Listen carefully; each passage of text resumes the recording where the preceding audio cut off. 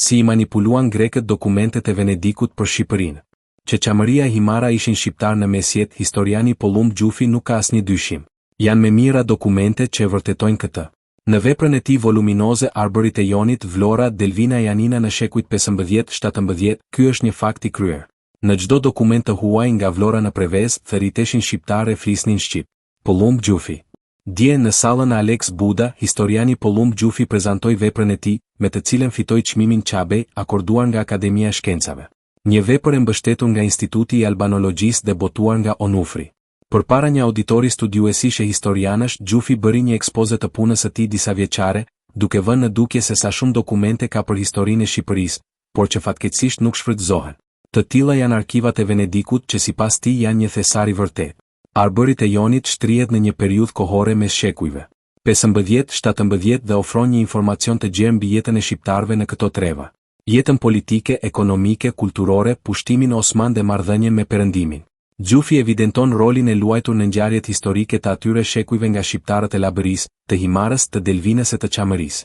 Fushata ushtarake, beteja e kryengritje shpeshherë të panjohura mbushin e pasurojnë njohuritë e deritashme për historinë e sashtu quajturës Shqipëri e poshtme në shekujve 15-17. Studimi. Ngasja për t'u marrë me këtë periudhë dhe këtë hapësirë, duket se ka qenë e hershme për historianin, por gjetja e një dokumentacioni të pasur e bëri atë realitet. Nxitja për këtë vepër ka ardhur për të sjellë diçka të re në fushën përkatëse, konkretisht në periudhën e mesjetës, në të cilën shija zbrastira. Këtë zbrasti, sidomos në trevat e jugut, e kemi hasur që herët që në periudhën kur unë isha student.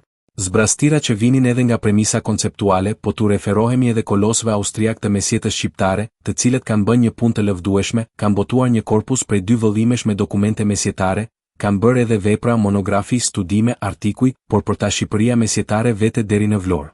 Kjo përkon edhe me pozicionin politik që kishte Austro-Hungaria në fund të shekullit 19 dhe fillim të shekullit 20. Kur Austro-Hungaria erdhi në Shqipëri gjatë luftës së botërore u shtrit deri në afërsi të Vlorës, thot Gjufi, teksa shton se edhe albanolog të tjerë të shquar kanë marrë si objekte studimi zonën e Shkodrës e të Vlorës. Dyzimi im ka ardhur në vitet e studimeve që përkuan me 2 momente të rëndësishme.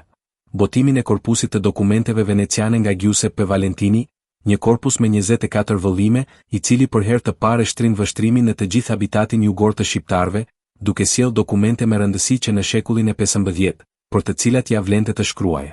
Një tjetër nxitje më ka ardhur nga një profesor i imi, Giuseppe Sciro, me origjinë arbëreshe, i cili kishte gjetur një kronik të divulguar në gjuhën greke që botuar në vitin 1974, një histori e shqiptarëve në zonat e jugut, në Delvin, Çamëri. Edhe pse kishte dokumente të bollshme, sërish nuk ishin të mjaftueshme për të kapur të gjitha aspektet e jetës së arbërve të Jonit gjatë mesjetës. Nuk dëshiroja të ishte thjesht një histori politike, por të përfshinte të gjitha aspektet ekonomike, kulturore të institucioneve, të feve, madje diapazoni u hap edhe më tepër duke pasur në dorë një dokumentacion venecian. Dokumentacioni i përdorur përbëhet nga 33 dosje voluminoze. Deformime. Historia ka qenë gjithnjë në shërbimin e politikës dhe ideologjisë e me sa duket kjo ka shërbyer jo vetëm në hartimin e saj, por edhe për kthimin e dokumenteve. Gjatë punës studimore Gjufi vuri re se në dokumentet e përkthyera në gjuhën greke kishte deformime termash. Fatkeqësisht rreth 20 dokumente janë botuar në gjuhën greke. Kërshërinë time e shtoi edhe fakti që në këto dokumente në gjuhën greke, ndesha në disa gjëra që më shtyn të dyshoja dhe të shija origjinalin venecian. Ndesha shprehje si kryengritësit e Pirot, krerët e Pirot. Nga eksperienca ime këta termash duken në mesjet dhe doja të dija nëse ishte e vërtet që përdorej termi e Pirot në dokumentet veneciane. Dhe më doli se kisha të drejtë. Nuk ishte e vërtet. Në rastet kur përdoret e Pirot, origjinali e ka shqiptar. Me këtë dua të them edhe se sa i rëndësishëm është kontakti me dokumentet origjinale. Dhe nëse kam bërë një punë të vlefshme është raporti im me këtë dokumentacion venecian, thot Gjufi, sipas të cilit në Venecia ka një minierë të jashtëzakonshme. Unë jam e bindur se historia e Shqipërisë nga shekujt 15-18 do të ribej nëse do të kishim mundësi të silnim ato dokumente. Vetëm në një fond unë arrita të shoh rreth 100 regjistra, por janë 1140 regjistra vetëm në një fond. Dhe fondet me interes për Shqipërinë janë mbi 20 dhe kanë nevojë të shkohet të punohet në mënyrë sistematike, të programuar me grupe pune që do të doj vite. Sipas tij, ne kemi studiues të rinj që njohin latinishten që mund të merren me çmtimin e dokumentacionit të vlefshëm për historiografinë shqiptare. Hapësira shqiptare.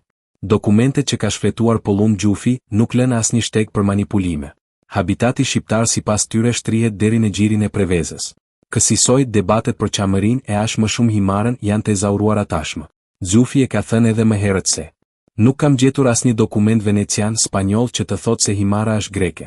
Për veprën e tij, ai ka marrë në shqyrtim pjesën e bregut të jugut që i përkiste habitatit shqiptar që shtrihet nga Vlora afërsisht deri në gjirin e Prevezës, e cila në të gjitha periudhat e mesjetës ka përbërë një etnitet të veçantë gjeopolitik, dikur si provinca e Epirit të vjetër në antikitetin e vonë, më tej si Nikopoli, në periudhën osmane si Sanxhaku i Vlorës, i cili jetoi rreth 50 vjet dhe kishte shtrirje nga Vlora, Berati deri poshtë në gjirin e Prevezës, për të shkuar në periudhën e Ali Pash Tepelenes që njën kryesore të territoreve të tij e kishte në këtë shtrirje gjeografike.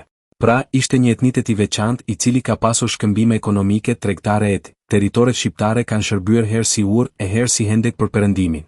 Për perandorinë osmane ishte porta për në perëndim. Gjatë periudhës që unë kam marrë në studime në shekujt 15-17, kjo është një nga zonat më nevralgjike të atij kufiri që perandoria osmane vuri me perëndimin. Gjatë periudhës që unë kam marrë në studime në shekujt 15-17, kjo është një nga zonat më nevralgjike të atij kufiri që perandoria osmane vuri me perëndimin.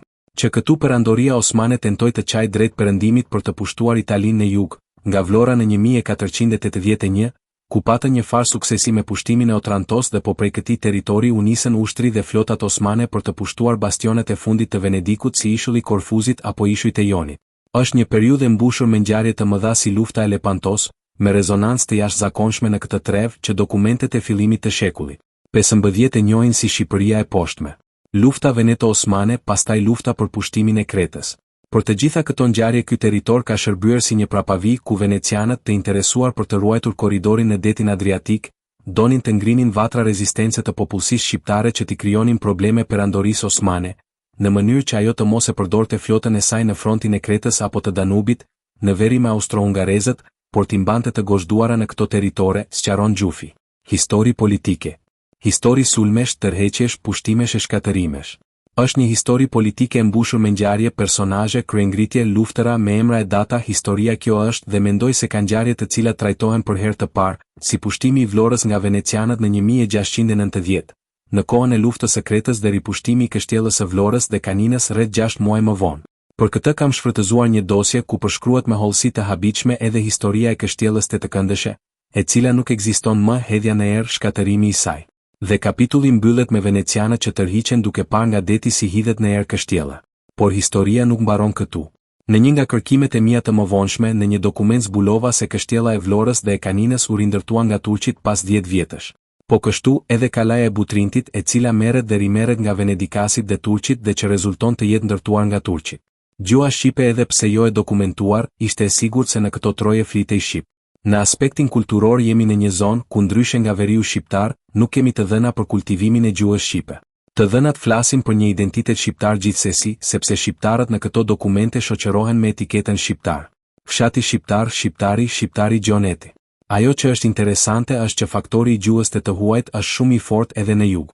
Ne e dim nga historia e gjuhës shqipe që përmendja e parë e gjuhës shqipe është një dokument i vitit 1285 në afërsi të Raguzës, ku në një proces gjyqësor një tregtar thot, dëgjova në mal një zë që bërtiste në gjuhën shqipe. Në jug kemi të dhëna të tjera që shqiptarët flisnin gjuhën e tyre, gjuhë nga e cila identifikoheshin kryesisht. Për gjuhë të shkuar kemi një të dhënë në vitin 1590, ku mbretëria e Napolit interesohej shumë për këtë trevë. Në krye të këtij rjeti që vinin nga Napoli, në himar kryesisht ishte Jeronim Kombi. Ai ishte një shqiptar nga ata të emigracionit shqiptar në Qipro, i cili kishte kaluar në Itali. Për këtë personazh, dokumenti napolitan thoshte se ishte caktuar si shef i rjetit në Shqipëri, sepse di të flas dhe të shkruaj shqip. Për fat të keq, ai ka lënë edhe letra të shkruara, por ato janë në gjuhën italiane. Pastaj dihet se në fillim të shekullit 18 kemi një aksion të patrikanës për të fituar pozitat në këto treva. Himar, Delvin, Çamëri, për të ngritur shkolla greke dhe forcuar kisha. Frekuentuesit kanë qenë edhe shqiptar, por nuk mund të flasim për shkolla shqipe, shprehet historiani Pollumb Gjufi. Kredit Shqip Info.